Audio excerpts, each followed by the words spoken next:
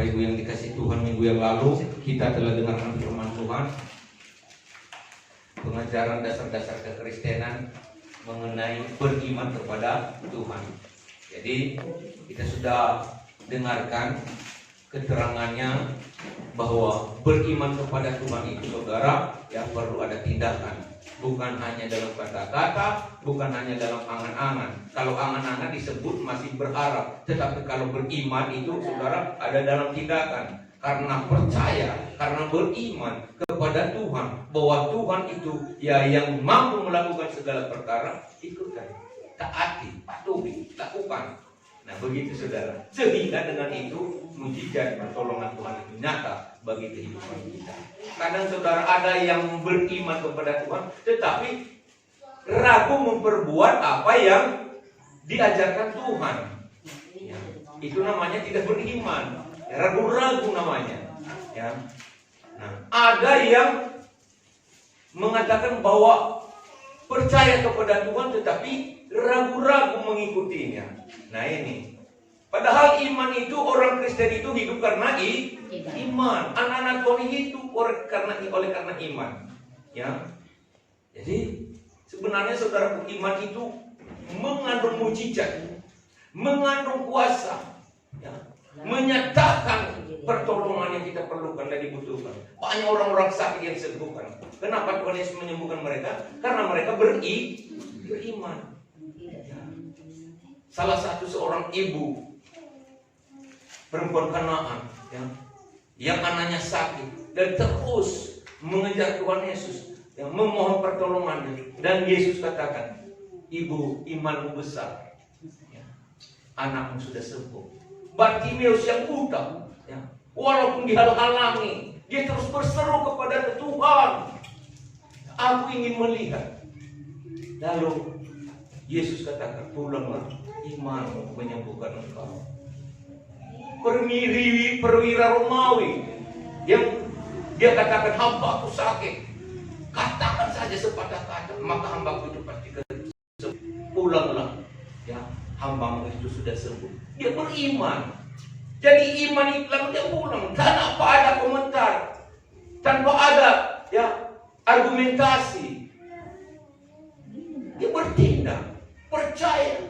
Petrus yang gagal semalam-malam mencari ikan, tapi karena perkataan Tuhan itu, dia ikuti, dia patuhi, dia taati, maka dia berhasil. Jadi iman itu mengandung keberhasilan, mengandung mujizat. Iman itu, orang benar itu hidup karena iman. Masalahnya sekarang, ya, kita kurang iman. Bukan gak beriman kadang-kadang, tapi kurang iman.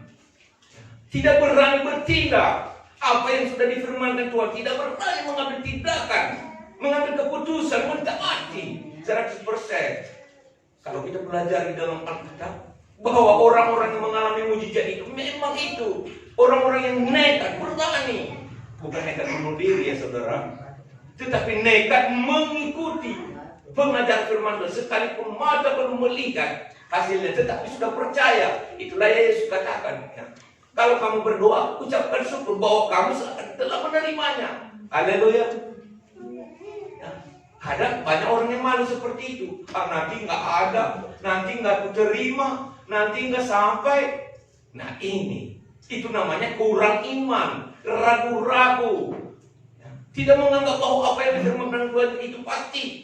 Harus menganggap bahwa pasti terjadi.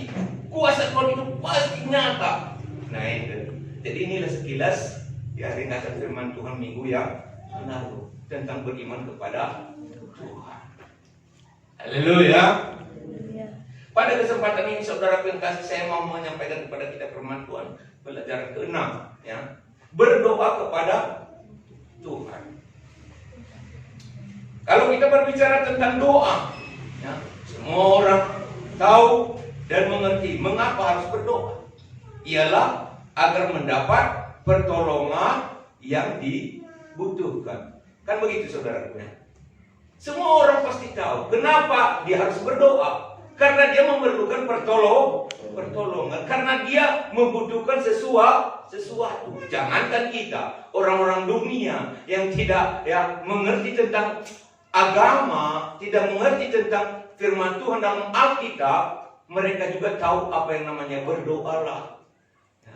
Pernah saya mengunjungi orang-orang yang sakit, saudara, tapi dia bukan orang beragama. Pak, doakanlah saya. Mereka berkata, Pak, doakanlah saya. Berarti mereka mengerti bahwa dalam doa itu ada pertolongan. Ya. Nah, namun sebagian orang berdoa kepada sesuatu yang bukan Tuhan. Ini masalah. Ya. Ada yang berdoa kepada batu, ada yang berdoa kepada batang kayu, ada yang berdoa ya, kepada sembah-sembahan. Ya. Nah, inilah doa-doa, itu juga doa. Ya. Memohon. Bahkan mereka berani lagi untuk berdoa. Ya, itu sudah mereka berani lagi berkorban. Ada yang motong kambing, ada yang melepaskan ayam putih, ada yang melepaskan ya kerbau sesuai dengan permintaan ya guru, dukun, kan begitu ya.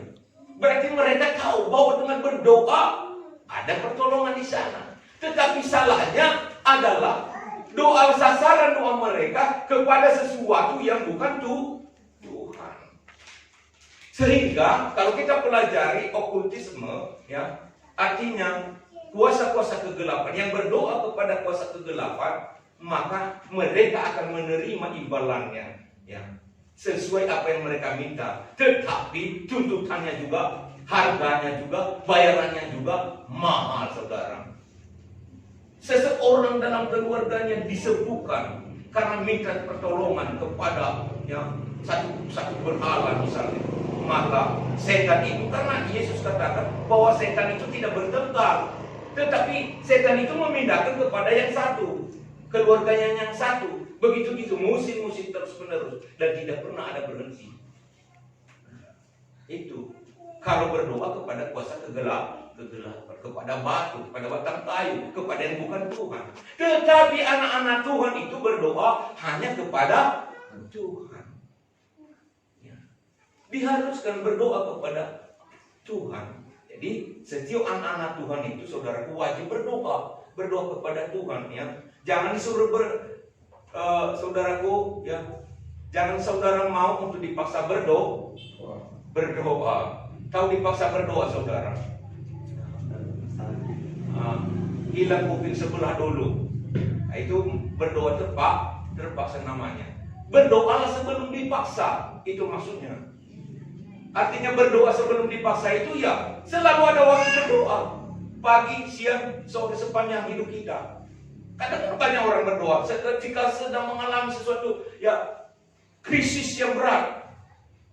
Ketika sudah mulai yang ngos-ngosan, sudah dalam keadaan sekarat, Tuhan tolong.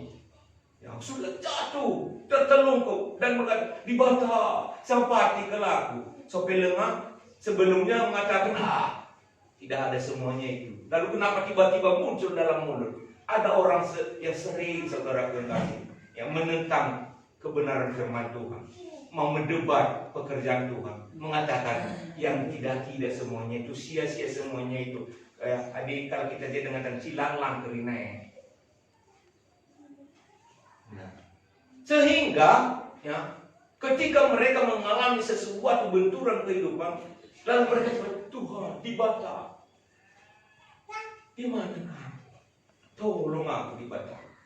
Kan begitu. Berarti mereka tahu juga bahwa di dalam doa itu sebenarnya mengandung pertolongan. Ada pertolongan, tetapi hanya mereka gengsi, yang malu untuk menyatakan sebenarnya keinginan mereka itu. Tapi anak-anak Tuhan, saya katakan kepada saudara, jangan pernah lupa berdoa. Berdoa itu bagi anak Tuhan bagaikan nafas kehidupan. Tahu saudara nafas kehidupan? Coba berhenti bernafas. Apa yang terjadi? Mati. Ya, kalau nafas itu berhenti, saudara tidak akan bisa bergerak lagi. Nah, doa itu adalah nafas kerohanian kita. Doa itu adalah nafas hubungan kita dengan Tuhan. Kalau kita berhenti berdoa, hubungan kita dengan Tuhan kandas, renggang. Padahal yang punya segala-galanya itu adalah Tuhan. Kebutuhan yang kita perlukan itu datangnya dari Tuhan. Tuhan bisa berikan kepada kita segala fasilitas yang ada. Betul? Dia berikan bumi, dia berikan matahari, itu kan fasilitas ya. Lalu kalau matahari ini ditutupnya, tidak memberi terang lagi kepada kita, ditutupnya dengan awan yang tebal, kita mau bilang apa? Kalau bumi ini digoncang-goncangnya sama seperti yang terjadi abad akhir-akhir ini, ya, di daerah Semarang, Salatiga, yang gempa yang menggoncang daerah Jawa Timur. Nah, semua pura-pura apa yang mereka telah bangun, porak-poranda. Bahkan sering kita lihat itu, saudara. Padahal Tuhan sudah berikan fasilitas. Tetapi semua fasilitas itu pun, saudara, bisa tidak bisa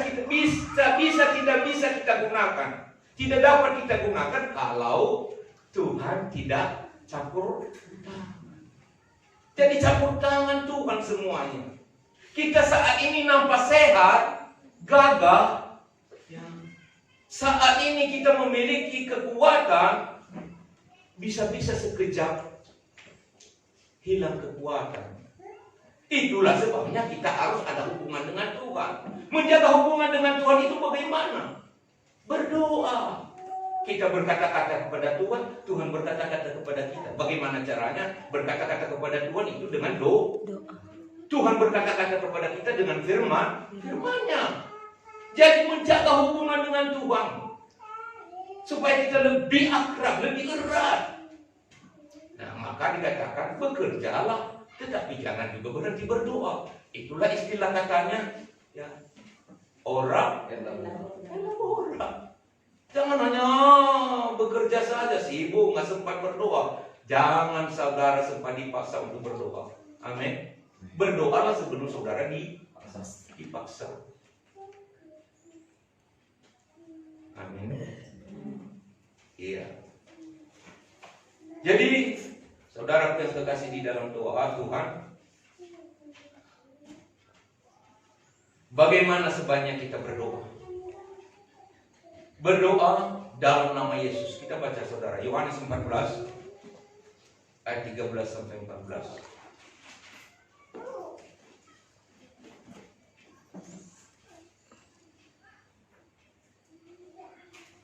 Bagaimana sebaiknya kita sebagai anak-anak Tuhan berdoa?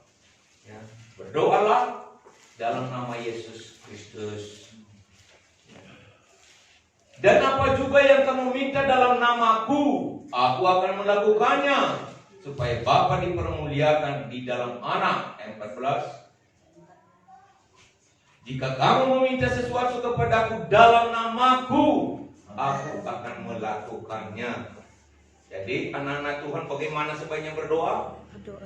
Berdoa dalam nama Yesus. Jangan harus melalui nini guru. Jangan harus melalui sebungkus gula garam merah. Ya. Tetapi berdoa saja dalam nama Yesus. Dalam nama Yesus pun kata Tuhan Yesus, kalau kamu berdoa dalam namaku,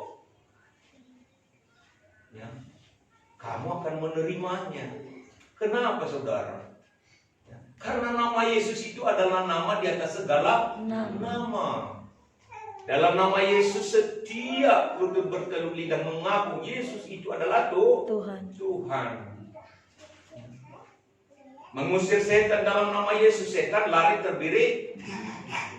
Ya. Kalau saya punya uang ke bank, saudara, ya, nah, maka saudaraku yang kekasih, saya akan berikan yang kertas cek kepada saudara. Maka uang itu yang mau saudara ambil pasti cair.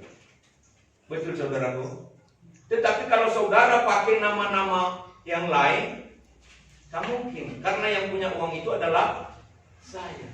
Begitu juga Tuhan Yesus. Kalau nama Yesus kita gunakan di situ, karena Dia yang punya gudang segala berkat dan gudang segala pertolongan. Gunakanlah nama Yesus. Haleluya. Iya. Matius 28 ayat 18.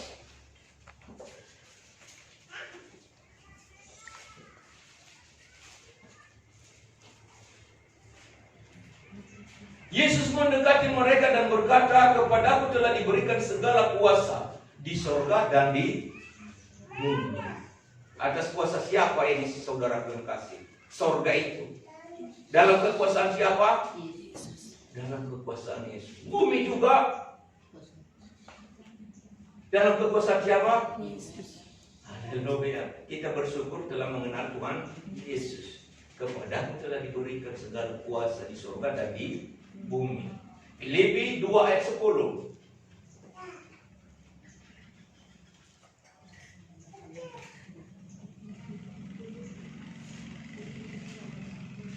Supaya dalam nama Yesus berteguh lutut segala yang ada di langit dan yang ada di atas bumi dan yang ada di bawah bumi. Ya. Ayat 10. Supaya dalam nama Yesus berteguh lutut segala yang ada di langit dan yang ada di atas bumi dan yang ada di bawah bumi. Segala yang ada di langit dan yang di bawah bumi berteguh lutut atau tunduk kepada siapa? Yesus. Nama Yesus. Saudara yang kasih. Saudara bersyukur atau tidak bersyukur karena telah mengenal Yesus? Amin. Siapa yang mengatakan saya bersyukur telah mengenal Tuhan Yesus? Angkat tangan saudara. Haleluya, puji Tuhan, saudara selalu berkati. Amin. Amin. Karena di dalam kekuasaan Tuhan Yesus segala yang ada di langit pun kepada Yesus semua makhluk yang ada di langit berteguh lutut. Di atas bumi ini juga segala makhluk semua berteguh lutut. Bahkan yang ada di bawah bumi pun termasuk roh-roh yang roh-roh alam.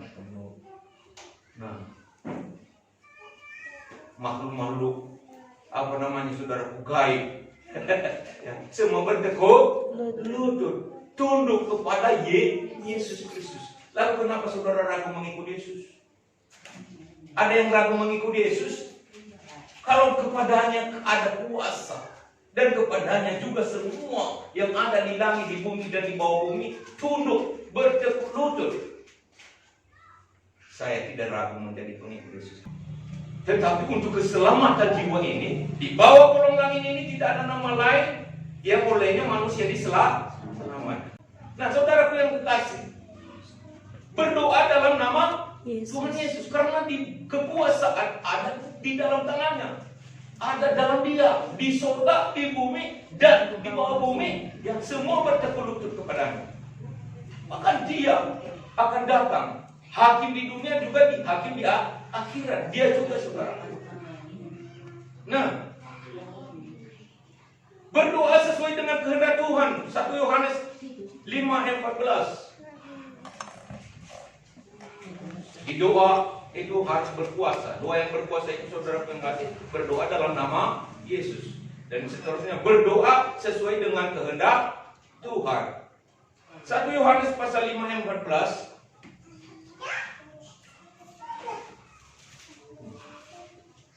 Ayat 14. Iya.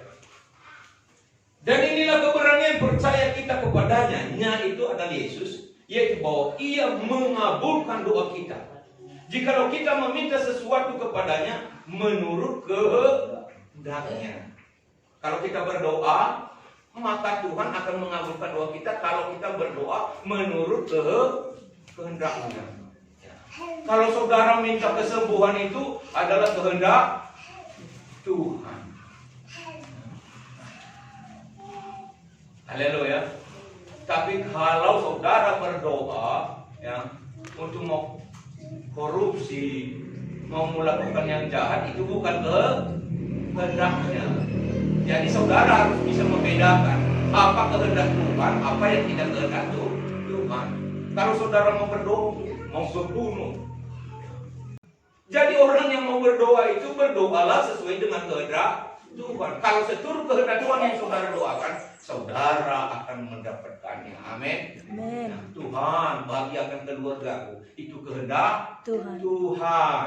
Jadi dan inilah keberanian percaya kita kepadanya, yaitu bahwa Ia mengabulkan doa kita jikalau kita meminta sesuatu kepadanya menurut kehendak Tuhan. Saudara harus bedakan apa yang aku mau lakukan ini, apa yang aku mau perbuat ini. Saya mau membangun gereja untuk tempat jiwa-jiwa beribadah kepada Tuhan. Itu kehendak. Tapi kalau saudara, saya mau membangun kasino untuk tempat perjudi, itu bukan kehendak. Berikan aku dana ya Tuhan. Nah, itu bukan kehendak. Tahu kasino? Kalau di luar negeri itu saudara, kasino itu terkenal karena itu kelompok penjudi raksasa, kelas-kelas kakap. Ya. Haleluya. Haleluya. Ngerti maksudku saudara? Jadi kita harus berdoa itu. Doa yang berkuasa itu berdoa sesuai dengan kehendak. Saudara harus pikir-pikir apa yang mau saudara doakan. Kalau saudara mau minta jodoh itu kehendak Tuhan. Haleluya. Nah, karena Tuhan tidak menginginkan seorang di diri. Tuhan menginginkan ada pasangan di hidupnya. Tetapi pasangan hidup laki dan perempuan. Iya, jangan sama jenis. Kalau sama jenis itu namanya haleluya. Nah, tidak kehendak Tuhan. Itu yang dilarang dalam kitab Roma pasal 1. Ya, mereka sudah melupakan kebenaran Tuhan. Mereka tidak mengindahkan lagi kehendak Allah. Laki-laki kawin dengan laki-laki, perempuan kawin dengan perempuan. Itu bukan kehendak Tuhan. Maka mereka kena laknat dan kena murka Tuhan. Tapi kehendak Tuhan kalau seorang laki-laki dan perempuan. Ya. Tapi jangan milik orang. Haleluya. Tahu saudara? Dan kau milik orang digain pula. Itu bukan kehendak Tuhan. Haleluya. Ya. Orang pemuda dan pemudi yang duda atau janda bolehlah. Tapi yang benar-benar sudah memang betul-betul sudah cerai, sudah pisah. Kalau dalam Tuhan Remati. pisah mau memanggil. Haleluya. Pasangannya sudah tidak ada lagi karena sudah meninggal. Itu tidak masalah. Yang mau berkeluarga itu izin tuh kehendak Tuhan. Lalu dalil, lalu masalah. Rasul Paulus berkata, ya kalau tidak tahan, ya, lebih baik mereka berkeluarga. Itu firman Tuhan. Ya, apalagi mereka masih muda, lebih baik ya dianjurkan untuk mereka berkeluarga supaya tidak menimbulkan sesuatu hal yang tidak baik. Amin. Haleluya saudaraku. Ya. Nah, jadi berdoa sesuai kehendak Tuhan. Berdoa tanpa berkeputusan. 1 Tesalonika 5 ayat 17. Masih banyak waktu, saudara. Haleluya.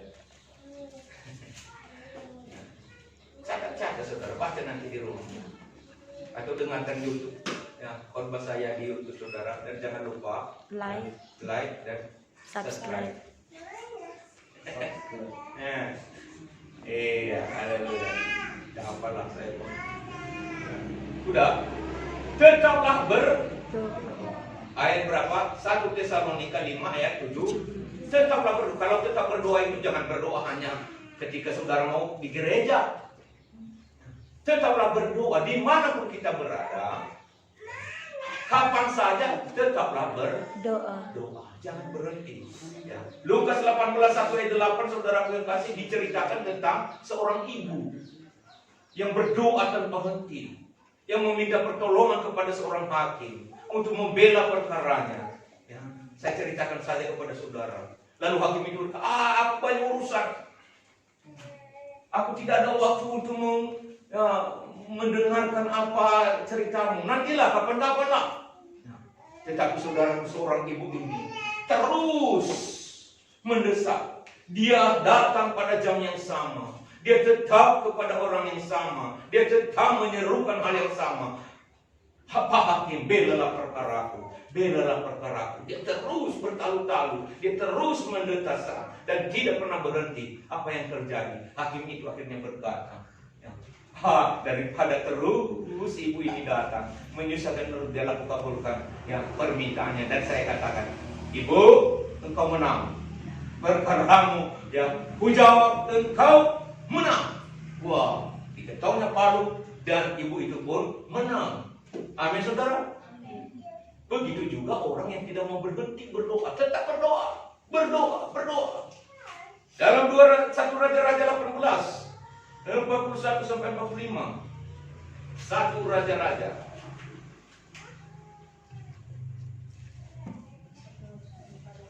18 41 sampai 45. Jadi kalau saat ini belum terjawab, nampaknya belum terjawab apa yang saudara minta, utarakan kepada Tuhan, jangan berhenti. Terus berdoa, jangan lemah sebelum saudara menerimanya. Amin. Terus desak terus, minta terus. Siapa yang mengetok? Mengetok itu berarti terus, supaya pintu itu terbuka. Haleluya. 1 Raja-Raja 18 41 sampai 45. Kemudian berkatalah Elia kepada Ahab. Ahab ini raja Israel waktu itu. Pergilah, makanlah dan minumlah, sebab bunyi derau hujan sudah kedengaran. 42. Lalu Ahab pergi untuk makan dan minum. Tetapi Elia naik ke puncak gunung Karmel. Lalu ia membungkuk ke tanah dengan mukanya di antara kedua lututnya. Setelah itu ia berkata kepada bujangnya. Bujangnya di sini adalah pembantunya, asistennya. Ya. Naiklah ke atas, lihatlah ke arah laut.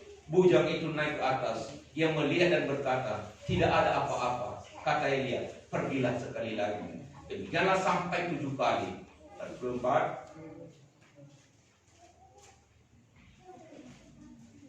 Pada ke-7 kalinya berkatalah bujang itu, wah, awan kecil sebesar telapak tangan timbul dari laut. Lalu kata Elia, pergilah katakanlah kepada Ahab, pasang keretamu dan turunlah, jangan sampai engkau terhalang oleh hujan. Ayat 45. Maka dalam sekejap mata langit menjadi kelam oleh awan badai, lalu turunlah hujan yang lebat.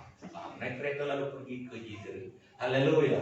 Saudara yang kasih, sudah 3,5 tahun kemarau panjang di Israel waktu itu, saudara. Ya, semua ternak-ternak ya mati kelaparan, tidak ada padang rumput, tempat untuk penanggungan, pengembalaan. Bahkan menderita seluruh rakyat. Raja terus mendesak Nabi, berdoalah. Ya, tetapi Nabi juga yang meminta tadi kemarau itu. Karena apa? Banyak penyembah berhala tidak bersandar kepada Tuhan. Tetapi akhirnya setelah mendengar firman Tuhan, sudah lakukanlah doa Elia. Elia berdoa. Ketika berdoa, saudaraku, disuruhnya pembantunya, katakan kepada Ahab saat ini, bersiap-siaplah, pasang keretamu, ya, karena siap-siapan payungmu, karena hujan mau turun. Waktu itu hujan belum turun, itulah iman. Haleluya. Di situ ada kaitannya juga iman. Elia beriman. Elia juga orang benar, orang kudus, orang nabi yang tulus, polos. Lalu dia berdoa, saudara. Ya. Kenapa dikatakan polos? Di dalam Yakobus pasal 5 ayat 16 dikatakan bahwa Elia berdoa, doa orang benar itu besar kuasanya. Dia polos, dia benar, dia tulus. Dia tidak mau banyak neko-neko. Berdoa kata firman Tuhan, lakukan ini kata firman Tuhan, pergilah ke Safat kata firman Tuhan, dia ikuti saja apa yang Tuhan katakan. Saudara yang kasih, dia berdoa. Sekali belum ada apa-apa, dia suruh pembantunya, coba lihat. Ketika mereka naik di Gunung Karmel itu, coba lihat apakah sudah nampak ya, ada awan dari kaki langit. Pembantunya kembali, tidak ada. Setelah itu berdoa lagi, dia suruh saudaraku pembantunya, sudah ada awan, dikatakan di situ sampai 7. Berapa tadi kata saudaraku? 7 kali. Tetap Elia berdoa, menaruh kepalanya antara lututnya dan menyembah kepada Tuhan, berdoa Tuhan.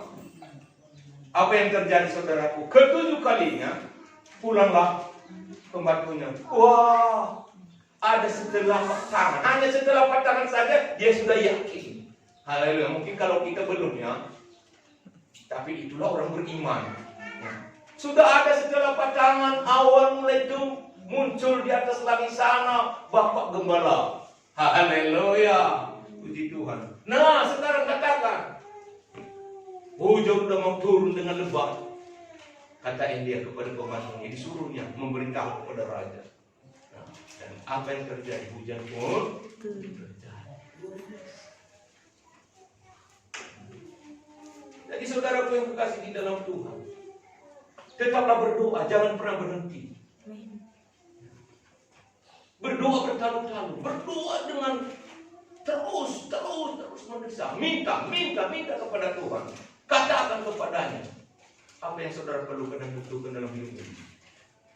Kalau perlu, tuliskan itu di dinding kamar saudara. Setiap saudara mau masuk ke kamar saudara akan melihat inilah ya, yang saya minta ini Tuhan. Ya, Engkau akan memberkati. Ini jemaat Tuhan memberkati. Mereka jauh dari setiap penyakit, jauh dari segala kekurangan. Haleluya. Begitu saudara kasih. Imankan hal yang positif. Amin. Jangan imankan pula hal-hal yang negatif. Yang positif. Berdoa dengan kuasa Roh Kudus. Roma 8:26-23. 7.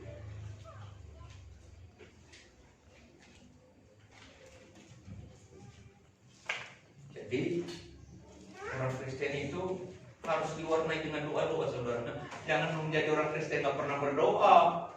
Haleluya. Ada yang nggak pernah berdoa di sini? Berdoa ya. Oh, saya yakin wajah-wajahnya pun penuh sinar kemuliaan Tuhan karena selalu berdoa. Saya tatap satu persatu, waduh, bercahaya, berkilau-kilauan. Haleluya. Nah, berdoa dengan kuasa Roh Kudus Roma 8:26-29. Dan bukan hanya mereka saja, tetapi kita yang telah menerima karunia sebelum Roh, kita juga mengeluh dalam hati kita sambil menantikan pengangkatan sebagai anak, yaitu bukan ayat 23, ayat 26-27. Ya. Demikian juga Roh membantu kita dalam kelemahan kita. Sebab kita tidak tahu bagaimana sebenarnya harus berdoa, tetapi Roh sendiri berdoa untuk kita kepada Allah dengan keluhan-keluhan yang tidak terucapkan. Ayat 27. Dan Allah yang menyelidiki hati nurani mengetahui maksud Roh itu, yaitu bahwa ia sesuai dengan kehendak Allah berdoa untuk orang-orang kudus. Nah, saudara yang kasih, mungkin kadang-kadang saudara yang heran, kenapa kadang-kadang Bapak Pendeta, kenapa itu orang-orang yang sudah bertubuh, sudah dewasa rohaninya, kadang berdoa dalam roh. Semua manusia tidak mengerti. Sebanyak orang yang tidak mengetahui wajar. Karena itu memang bukan bahasa kita. Yang kita tahu, kalau kita orang Jawa hanya bahasa Jawa. Kalau kita orang Batak hanya bahasa Batak. Kalau kita orang Karo hanya bahasa Karo. Kalau Baki ya kita secara nasional bahasa persatuan hanya bahasa Indonesia. Tetapi ini bahasa apa? Tetapi kata firman Tuhan, Roh Tuhan itu membantu kita. Karena kadang kita ini saudara yang kekasih tidak tahu, dan saya sering seperti itu ya, tidak tahu apa yang mau saya ucapkan karena kelamnya hati dan pikiran. Karena sesuatu sebut beban pergumulan, dan saya tidak tahu lagi bagaimana mengutarakannya kepada Tuhan. Tetapi Roh Tuhan itu, apa katanya tadi, yang menceritakan kepada Tuhan keluhan-keluhan yang ada dalam hati kita itu, dan hanya Tuhan yang tahu. Dan Tuhan mengabulkannya. Amen. Sesuai apa yang kita inginkan, apa yang kita perlukan. Coba sih kita baca sekali lagi, simak baik-baik saudaraku. Dan ya, demikian juga Roh membantu kita dalam kelemahan kita. Sebab kita tidak tahu bagaimana sebenarnya harus berdoa. Tetapi Roh sendiri berdoa untuk kita kepada Allah dengan keluhan-keluhan yang tidak terucapkan. Ayat 27. Dan Allah yang menyelidiki hati nurani mengetahui maksud Roh itu, yaitu bahwa ia sesuai dengan kehendak Allah berdoa untuk orang-orang kudus. Orang-orang kudus siapa? Saya dan saudara. Amin. Haleluya. Roh itu berdoa untuk kita. Jadi jangan pernah malu untuk berdoa dan dengan bahasa roh. Haleluya. Karena dia bisa menceritakan keluh kesah dalam hati dan pikiran kita. Ketika kita tidak tahu apa yang mau kita utarakan lagi kepada Tuhan, mungkin hanya air mata yang bercucuran di mata kita. Ya. Karena beban pergumulan yang begitu berat yang sedang kita hadapi. Tetapi kita bisa menghadap Tuhan secara pribadi dengan berbahasa roh kepadanya, dan roh itu mewakili kita ke hadapan Allah Bapa kita. Dia menceritakan apa yang sedang terjadi dalam hidup kita. Haleluya. Maka saudara harus dan saudara perlu belajar untuk memiliki kepenuhan Roh Kudus. Haleluya. Supaya saudara bisa berbahasa roh dan bisa berkata-kata kepada Tuhan dengan keluhan-keluhan yang ingin saudara sampaikan. Haleluya. Jadi doa yang berkuasa itu berdoalah dengan bahasa roh. Amin. Berdoa dengan iman kepada Tuhan. Mari kita baca Yakobus 1:6-7.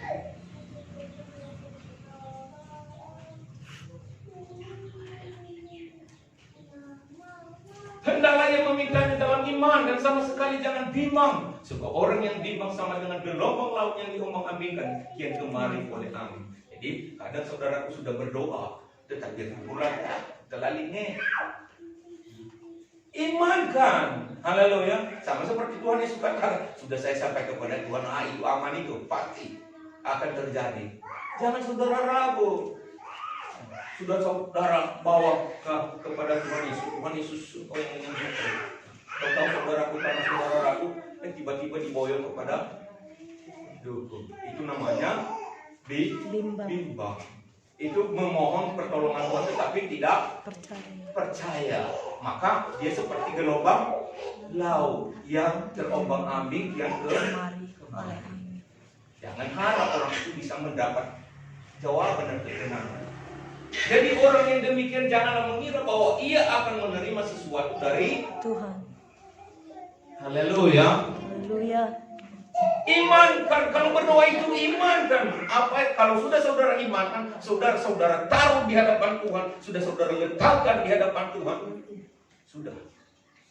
Itu maka kalau saya mau mendoakan orang-orang saudara kekasih, ya, saya cukup meletakkan tangan, ya, dan saya berdoa kepada Tuhan sesuai dengan ya tuntunan Roh Kudus sudah. Saya tidak harus melihat bagaimana kira-kira reaksinya. Sudah tahu. Tidak, itu urusan Tuhan. Haleluya. Saya tidak mau mengulang-ulangi. Kalau mau saya berdoa lagi nanti di rumah secara pribadi, saya doakan lagi apa yang sudah saya doakan. Tapi banyak teman-teman nggak seperti itu, saudara. Seakan-akan ingin sekali melihat seperti itu. Tidak. Orang yang beriman itu punya prinsip, tegar, tekun, dan bisa bilang, oh sudah sembuh, sudah sembuh, saya sudah doakan, jangan saudara laku lagi. Ya. Itu karena saya sudah yakin saudara akan sembuh, itu saja. Haleluya. Nggak usah saudara ragu lagi, dan nggak usah saudara bimbang lagi, karena saya pribadi seperti itu. Udah saya doakan, udah pasti dia sembuh. Di hati saya bilang pasti dia sehat, pasti dia diberkati. Itu. Karena urusan Tuhan, saya hanya menyiram, tapi yang bertumbuhan adalah Tuhan. Haleluya, begitu. Berdoa dalam kekudusan akan hidup benar. Nah, tadi sudah kita dengar tentang Elia, Yakobus 5:16.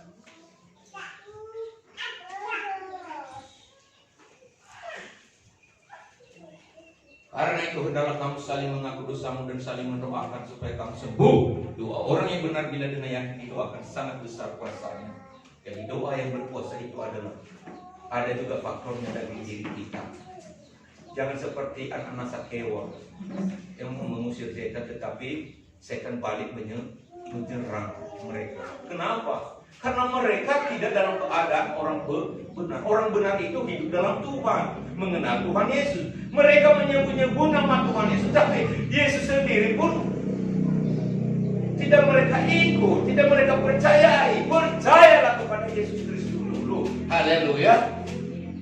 Nah, jadi Elia berdoa, maka doa itu saudara berkuasa. Karena memang dia adalah orang yang benar di hadapan Tuhan. Jadi saudaraku yang kekasih, mungkin lagi kita bertanya, bagaimana cara kita berdoa? Kapan harus kita berdoa? Saya mau menceritakan satu saudara bahwa Yesus Kristus Tuhan dan Juru Selamat kita berdoa, memberi contoh kepada kita. Ada kadang berdoa semalaman, ada berdoa kadang ya pagi-pagi sekali, pagi buta. Kapan kita harus berdoa? Jangan pikir, wah nantilah kalau udah hari Minggu lagi di gereja lagi. Jangan. Kayak kita baca Markus. Markus pasal 1 ayat 35.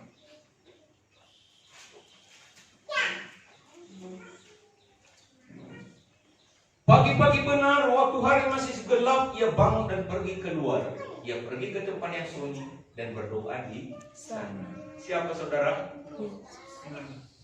Kadang saudara yang kasih pagi-pagi itu, pagi-pagi benar, berarti pagi-pagi buta. Waktu hari masih gelap, berarti sekitar jam 5 ya. Nah, Yesus Kristus pergi keluar. Diambilnya satu tempat yang aman, tenang. Dan dia berdoa. Kapan kita berdoa saudara? Pagi-pagi benar. Ya, pagi-pagi benar. Yesus Kristus memberi contoh kepada kita. Di dalam Lukas 6 ayat 12.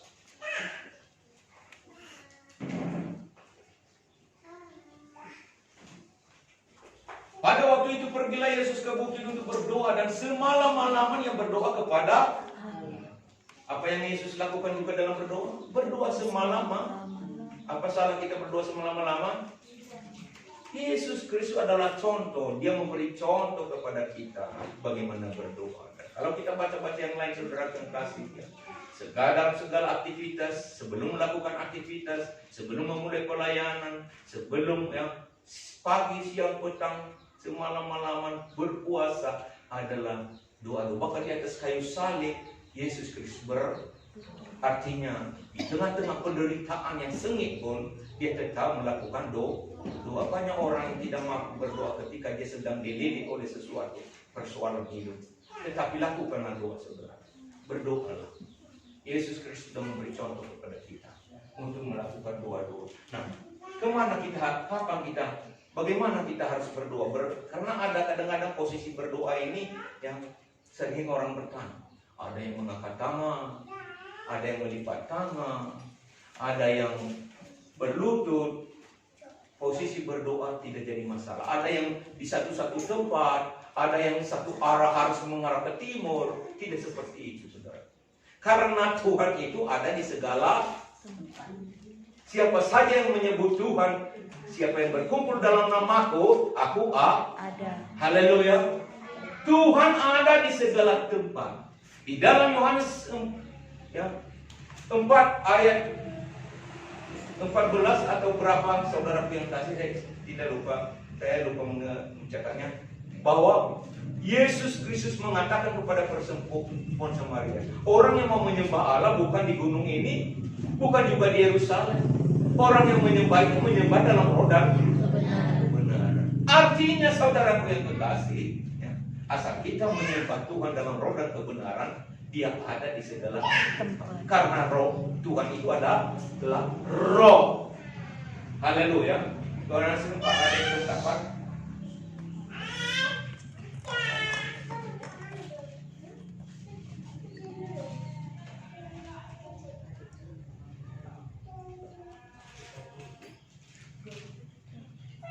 Tetapi saatnya akan datang dan sudah tiba sekarang bahwa penyembah-penyembah benar akan menyembah Bapa dalam roh dan kebenaran. Sebab Bapa menghendaki penyembah-penyembah demikian. 24. Allah itu roh dan barang siapa menyembah dia harus menyembahnya dalam roh dan kebenaran. Jadi karena dia roh saudaraku ada di segala tempat. Tidak dibatasi oleh satu tempat, tidak dibatasi oleh satu lingkungan, tidak dibatasi oleh gereja, tidak dibatasi oleh pakaian. Tidak. Kalau kita lihat lagi Yunus saudara, bayangkan di dalam perut ikan hiu bisa berdoa. Bagaimana posisinya waktu itu saudara? Kalau saudara pikir-pikir, Yunus berdoa dalam perut ikan hiu, pasti dia Tidur kan? Nah, bagaimana posisi ikan waktu itu? Kadang membawa ke sana, kadang membawa kemari. Jadi jangan, kalau kita harus menghadap ke Yerusalem terus baru bisa berdoa, itu tidak boleh. Karena Allah ada di segala tempat. Amin. Yakin? Amin. Luar biasa Tuhan kita. Amin. Haleluya saudaraku. Iya.